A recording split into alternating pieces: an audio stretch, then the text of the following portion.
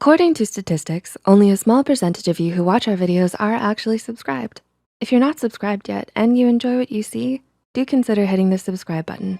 This encourages YouTube's algorithm in promoting more of our mental health content to more people out there. Did you know that your ongoing support is what helps us make psychology and mental health more accessible to everyone?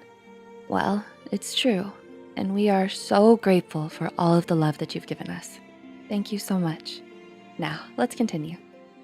Have you ever found yourself agreeing to certain favors you thought you would never agree to? Or perhaps you found yourself in situations you swore you'd never be in, but somehow you were successfully persuaded by your friends.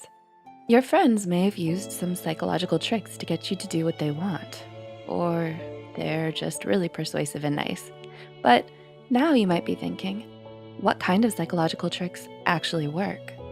Some of these tricks are cleverly used by teachers, psychologists, and maybe even your friends.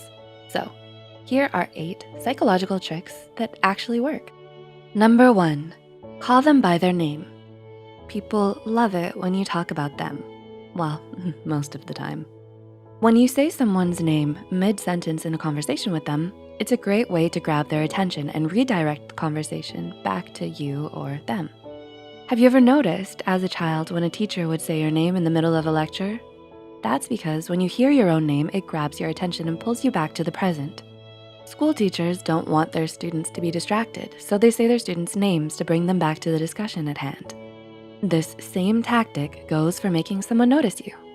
While in conversation with someone you admire, try saying their name often and at the beginning or end of the question. This will grab their attention and add some charisma to your regular conversations. Number 2, hand someone something while in mid-conversation. Here's a fun trick.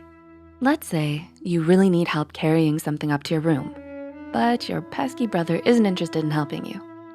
In order to get his help, try handing him the object while in mid-conversation with him. For some bizarre reason, when people are in the middle of telling a story or engaged in deep conversation, they'll generally take anything you reach out and hand them. Go ahead, try it out next time. Eating a banana? Randomly hand over your banana peel while you discuss with them the complexities of life and the stirring of the planets. They'll probably take it from you without any question. Number 3, practice the Pavlov theory by chewing gum during an exam. Believe it or not, bubblegum may just help you ace your next big exam. Oh, what? How on earth will chewing gum improve your test scores? If you really need to ace that next exam, you might wanna find a distinct flavor of gum and start chewing it during your study sessions. Then, when you finally take the exam, you'll have conditioned yourself to associate that flavor of gum with the information you studied for the test, and it may just help you remember the information during the test. This is a form of conditioning that started from the Pavlovian theory. According to Hassan University Online, the Pavlovian theory is learning procedure that involves pairing a stimulus with a conditioned response. In the now famous experiments that Ivan Pavlov conducted with his dogs, he demonstrated how the presence of a bowl of dog food, the stimulus, would trigger an unconditioned response, salivation, in the dogs. So next time you're studying for a test, bring out the bubble gum and get chewing. It may just earn you that A+. Number 4, try imagining you're where you wanna be in life. This is one psychological trick that can really help you if you use it correctly. Using a form of cognitive dissonance to benefit you. Try changing your mindset to the person you want to be. According to Medical News Today, cognitive dissonance is a theory in social psychology that refers to the mental conflict that occurs when a person's behaviors and beliefs do not align. But instead of experiencing that discomfort, try using cognitive dissonance to motivate change within you. If you can't get your behavior to align with your goals, try convincing your mind that you are already someone who is actively working on those goals. Let's say you have a habit of spending too much money and that you're a bit of a shopaholic. If you wanna move past this habit, try to tell yourself that you just aren't the type of person who likes shopping a lot and that it's not your thing. Changing your mindset could possibly change your actions if you really work at it. Or perhaps you're feeling a bit sad and always look at the negative in most situations.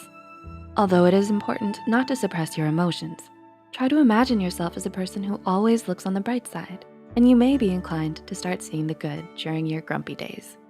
Try using cognitive dissonance to your advantage by imagining that you're where you want to be in life. Changing your mindset to the person you wanna be may set you on the path to actually becoming them. Number 5, ask for a big favor, then change it to a smaller one. Imagine this. You really want that adorable chinchilla you've been eyeing in the pet shop window. You pass by the pet store every day on your way home from school, and the chinchilla's just there, staring you down with his cute little beady eyes. Your birthday is coming up, and you don't have the cash to buy him for yourself, but you've already decided that you wanna name him Giblets. Well, if you wanna use a psychological trick to your advantage, try asking your parents for a dog first. Wait, what? But you don't want a dog. You want Giblets, the chinchilla. Yes, but if you ask your parents for a big favor first, they're bound to say no. If you change it later to a favor that is smaller, they're less inclined to deny you. In psychology, this technique is called the door in the face technique and can be used in many situations. If you desperately need 20 bucks, but you know your friend doesn't like to lend you a lot of money, try asking for 50 instead. 20 bucks seems like a lot less now in comparison. Huh? You and Giblets are now living splendidly. Number 6, ask for a favor when someone is exhausted. This is another sneaky psychological trick. Say your friend really needed to crash at your house. You're definitely busy and have spent the whole night binge watching The Office on Netflix. You just really can't let them stay the night, and you've made up your mind to tell them no, but then your friend suddenly comes knocking at your door in the middle of the night. Somehow, you've now let them in and told them they can stay the night.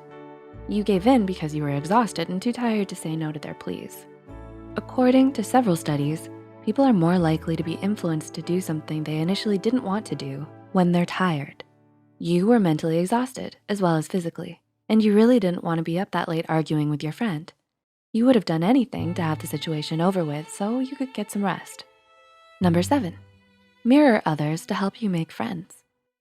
Are you having a hard time making friends at school?